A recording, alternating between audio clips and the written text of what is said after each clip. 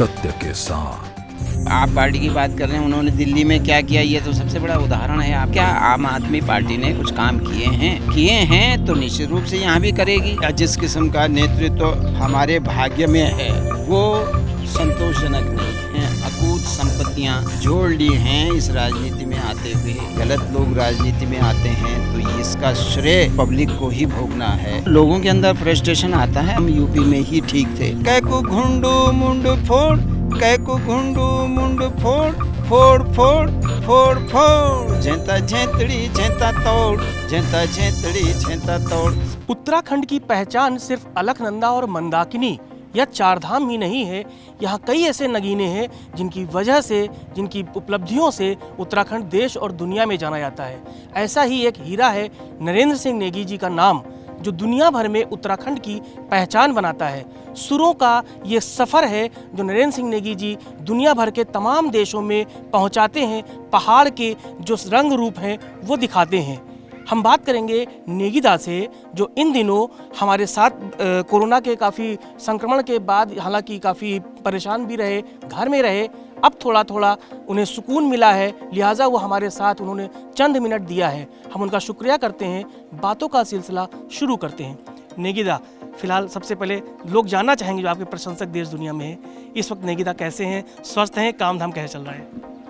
मैं बिल्कुल स्वस्थ हूँ और कुछ तो अपने श्रोताओं की दुआओं से और डॉक्टरों की दवाओं से मैं बिल्कुल स्वस्थ हूँ और कोशिश कर रहा हूँ फिर से वो एनर्जी फिर से आए जो कभी थी किसी ज़माने में। तो प्रयास जारी है और अपने श्रोताओं को कोशिश कर रहा हूँ कि नए गीत सुनाने की कोशिश कर रहा हूँ। स्पीड भले ही थोड़ा धीमी है लेकिन सेफ है, सुरक्षित है। जब आप युवा रहे होंगे उस वक्त के दौर में जो चुनाव होते थे और आज का जो 2022 का चुनाव है, या जो नेताओं का परिवेश है, या जो माहौल बना हुआ है, कितना बदलाव देख रहे हैं आप? आज ज़्यादातर मैंने महसूस किया है कि ज़्यादातर नेता रोज़गार के लिए इसमें आ रहे हैं, पैसा बनाने के लिए राजनीति में आ रहे हैं और इसीलिए वो इतना करोड़ों रुपए खर्च भी कर रहे हैं चुनाव में। वरना एक ज़माना था कि जब ज़बरदस्ती गांव के प्रधान को ज़बरदस्ती बनाया जाता था। लोग कहते हैं कि नहीं आपको ही करना है ये काम, और वो कहता नहीं भाई ये मैं जिम्मेदारी मैं नहीं उठा सकता। हमारे पिताजी भी सरपंच रहे, गांव के प्रधान रहे किस ज़माने में। तो मैं तब से ये वाच करता था कि वास्तव में एक बहुत बड़ी जिम्मेदारी है उनके लिए, जो समझ रहे हैं, जिनको विकास करना है, जिनको गांव के परेशानियों को दूर करना है, गांव में विकास लाना है, उनके लिए ये बड़ी जिम्मेदारी है। आज जो है, आज ये समझते हैं कि अगर मेरे भाग्य खुल गए तो मैं नेता बन जाऊंगा। तो भाग्य क्या है भाई? भाग्य तो जनता के खुलने चाहिए, है ना। तो ये मैं कह रहा हूँ कि ये नतीजतन भ्रष्टाचार होते हैं, कमीशन खोरी होती है और छोटे छोटे लालचों में ना आए। ये मैं विशेष अनुरोध लोगों से करूँगा, क्योंकि हमारे लोग ज़्यादातर छोटे छोटे लालचों में आ जाते हैं और लोग फिर इसी तरह से अपराधी इसी तरह से तो आ जाते हैं हमारे संसद में, हमारी लोक सभा विधानसभाओं में, क्योंकि वो हमारे लालच की वजह से उन लोगों को मौका मिलता है और उसके बाद तो हम जानते हैं कि उसने क्या विकास करना है। जब आप युवा थे और वोट देते थे उत्तराखंड के पहाड़ों में, उस वक्त की तस्वीरें क्या होती थी? नेता कितना समर्पित होते थे, मतदाता नेता से कितना जुड़ा होता था, वो दौर कैसा था? हमारे दर्शक जानना चाहेंगे। आज जो है, आज जिस किस्म के नेतृत्व हमें मिल रहा है या जिस किस्म का नेतृत्व हमारे भाग्य में है, वो संतोषजनक नहीं है आज कोई भी नेता। और यही कारण है कि उनका सम्मान भी घट रहा है, क्योंकि हमें लगता है कि हमें कोई नहीं देख रहा। नेताओं को लगता है कि कौन देखता है फाइल में क्या हुआ और क्या नहीं हुआ। तो लेकिन जनता सब जानती है, जनता को पता है। आखिर वही चीज़ें बाहर आ ही जाती हैं किसी न किसी रूप में और पता लग जाता है कि इन्होंने क्या क्या घोटाले किए हैं। आप देख लीजिए आज जिस तरह के नेता हमारे बुजुर्ग नेता हैं, युवा तो छोड़ दीजिए, बुजुर्ग नेताओं ने जो दिया है विरासत में राजनीति में, अफसोस होता है कि 20 साल के इस उत्तराखंड में, युवा उत्तराखंड में एक ऐसी राजनीति ने जन्म लिया जिसके बाद लगता है कि कहीं ना कहीं राज्य यूपी में था तो ही ठीक था। हाँ, ऐसा भी फ्रस्ट्रेशन लोगों के अंदर आ जाता है कई बार, जब वो देखते हैं कि चीज़ें जस की तस हैं, कोई परिवर्तन नहीं है, कुछ नहीं बदल रहा है, तो लोगों के अंदर फ्रस्ट्रेशन आता है और वो कहते हैं कि हम यूपी में ही ठीक थे। अब इसीलिए मैं सभी लोगों से अनुरोध करता हूँ, सभी वोटरों से, कि भाई उस व्यक्ति को चुनें जो व्यक्ति काम कर सकता है, जिसके अंदर ये भावना है कि मुझे काम करना है। बहुत सारे लोग ऐसे भी हैं जो सिर्फ पैसा बनाने के लिए यहाँ आते हैं, है ना, लेकिन उन लोगों को जनता समझती है, जानती है, देखती है, समझबूझ के, जानबूझ के भी अगर वो लोग चुन के आते हैं तो फिर तो दुर्भाग्य है राज्य का और यहाँ के लोगों का।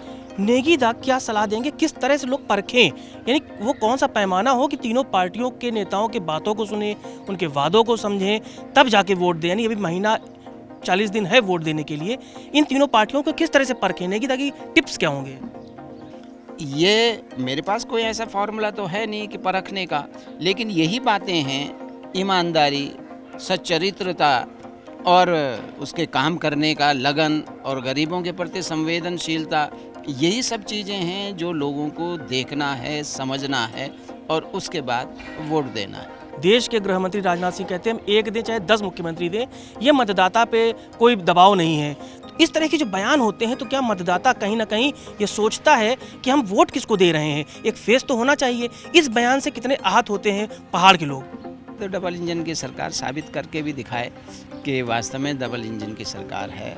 और दूसरे दल जो, जैसे आप पार्टी की बात कर रहे हैं, उन्होंने दिल्ली में क्या किया, ये तो सबसे बड़ा उदाहरण है आपके सामने, हमारे सामने, कि क्या उन्हें वहाँ पे सत्ता मिली तो उन्होंने क्या दिल्ली के लोगों का विकास किया? हमारे तो अधिकांश लोग, ज़्यादातर लोग यहाँ पहाड़ में जितने हैं उतने ही लोग, दिल्ली में 40 लाखों की आबादी है, तो वो लोग भी महसूस करें इस बात को कि क्या आम आदमी पार्टी ने कुछ काम किए हैं, और किए हैं तो निश्चित रूप से यहाँ भी करेगी, है ना। और ये जो भाजपा जो वर्तमान में सरकार है हमारी, क्या धामी जी की सरकार है, बीजेपी की सरकार के है, तो ये क्या काम कर रही है, क्या नहीं कर रही है, मैं मेरे बताने से अपेक्षा के बजाय तो ये ज़्यादा ठीक है कि लोग जो हैं महसूस करें इस बात को।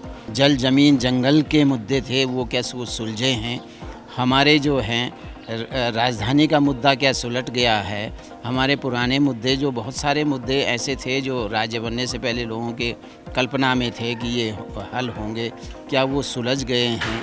क्या वास्तव में गांव-गांव तक विकास पहुंच गया है? कि 20 सालों में यहाँ पर गांव में डॉक्टर पहुँचे हैं? क्या स्कूलों की हालत कैसी है?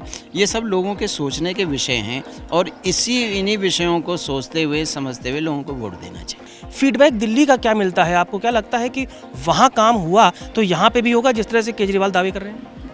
मेरे कुछ मित्र हैं तो वो तो तारीफ़ ही करते हैं।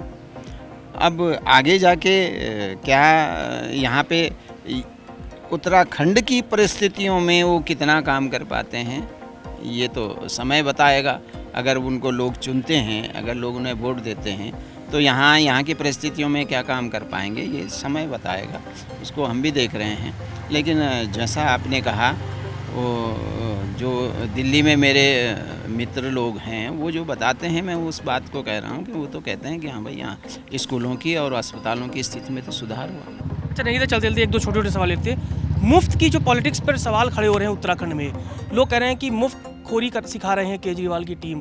हालांकि दिल्ली में उन्होंने किया है, तो क्या लगता है कि अगर जनता का पैसा है और वो बचा रही है सरकार, मुफ्त दे रही है बिजली, तो फिर इसमें दिक्कत क्या है? क्या ऐसे मुद्दों पर राजनीति होनी चाहिए? मुफ्तखोरी शुरू से चली आ रही है और अब ये लालच धीरे धीरे बढ़ता चला जाएगा। अगर दिल्ली में मुफ्तखोरी से सरकार बन सकती है तो उत्तराखंड में भी बन सकती है। अगर भाई दिल्ली के लोग तो बहुत समझदार ज़्यादा माने जाते हैं, है ना, एजुकेटेड लोग हैं, बहुत बड़े बड़े उसके लोग हैं, इंटेलेक्चुअल लोग हैं। तो अगर इस फार्मूले से दिल्ली में सरकार बन सकती है तो फिर, और फिर उन्होंने क्या, मैंने तो सुना समाजवादी पार्टी भी यही बात करने लगी है है हरक ना। सिंह रावत ने कहा उत्तराखंड में बीजेपी भी धीरे धीरे बीजेपी भी समझ रही है, जब दिल्ली में बन सकती है तो यहाँ भी मुफ्तखोरी की सरकार बन सकती है। वो तो ये रहने की था कि उत्तराखंड के कई नेता ऐसे हैं जो टिकट ना मिलने से पार्टी ही छोड़ देते हैं, झंडा डंडा अपना आदर्श सब छोड़ दे रहे हैं और ये हो रहा है। तो मैं इसीलिए तो कहा मैंने, ये तो रोजगार है ना, ये रोजगार है। एक सेठ की नौकरी नहीं की, दूसरे की पकड़ ली, तीसरे की। ये सिद्धांत वाली बातें बिल्कुल बकवास हैं। ऐसे नेताओं को कब तक बर्दाश्त करना है? ये जनता है, और जनता अगर इनके बहकावे में आती है तो फिर तो भगवान मालिक है इस राज्य का। अच्छा, आखिर में हरीश रावत जी बहुत बुजुर्ग नेता हैं, बीता चुनाव हार चुके थे, कह रहे हैं कुछ पाप हो गया था तो प्रायश्चित भी करेंगे। आखिरी चुनाव है, बड़ा भावुक सा वो अपील कर रहे हैं। नेगी दादा को उनकी भावुकता की अपील पहुंची, क्या सुझाव देंगे हरीश रावत को? राजनीति से संन्यास लें या आखिरी पारी खेलें? नहीं, मैं किसी को, नेता को सुझाव देने लायक नहीं हूँ और ना मैं दूंगा। वो उनके अपने तौर तरीके हैं वोट लेने के। हरीश रावत ही नहीं, यहाँ पे बहुत सारे नेता हैं जो आखिरी में उनके पास कई शस्त्र हैं, कई तो रोने लग जाते हैं जनता के सामने, आंसू बहाने लग जाते हैं। हरक सिंह रावत है ना, कई नेता हैं जो जिनके तरकस में कई किस्म के तीर हैं। वो समय देखते हुए, सामने वाले को देखते परखते हुए तीर छोड़ते हैं कि अब ये काम करेगा, वो काम नहीं कर रहा अब ये करेगा, है ना। जिसमें कि लालच भी है तो ये भी है, कुछ आंसू हैं, कुछ इमोशनल बातें हैं, है ना। ये सारे तरकस में उनके भरे पड़े हैं और वो उसका समय समय पर इस्तेमाल करते रहते हैं। अब आखिर बात वहीं टिकती है कि जनता कितना आती है उनके बरगलाने में या उनकी बातों में, या उनके पिछले काम को देखते हुए जनता उन पर कितना विश्वास फिर दोबारा महसूस करती है कि इनको होना चाहिए। तो ये तो आखिर पब्लिक में की मंशा पे डिपेंड करता है। और निर्णय जो हमारे जज, जो इन नेताओं के जज हैं, वो तो जनता है। अब जो फैसला जनता करेगी सबको मानना पड़ेगा। कोई नया पॉलिटिकल गाना आपने लिखा हो जो लोगों को मैसेज दे, संदेश दे, एक नई जागरूकता पैदा करे, कोई 4 लाइन वही गाने की हमारे दर्शकों के लिए? गाने के तो अब वो नायक भी नहीं रहे अब, है ना, तो वो गाना को तो मैं अब अवॉइड ही करता हूँ, नहीं गाता हूँ ज़्यादातर। लेकिन जो ये चुनाव के जो महायुद्ध है ना, जी।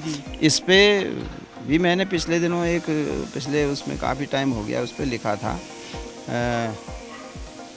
ऐगे फिर चुनाव ऐगे दाई जैसे फेरो, बख्तर बंद जामू पैर लिया रे छोरो।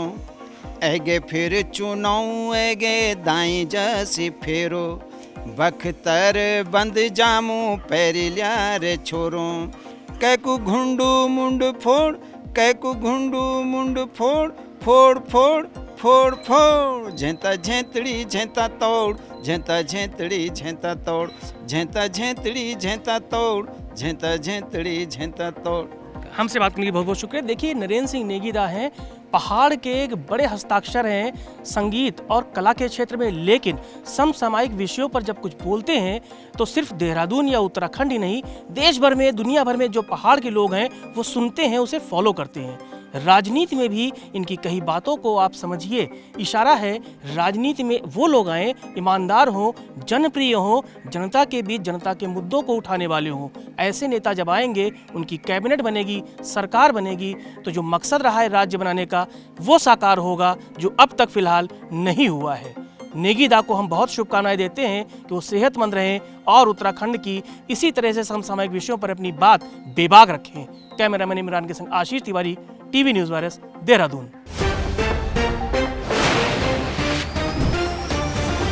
सत्य के साथ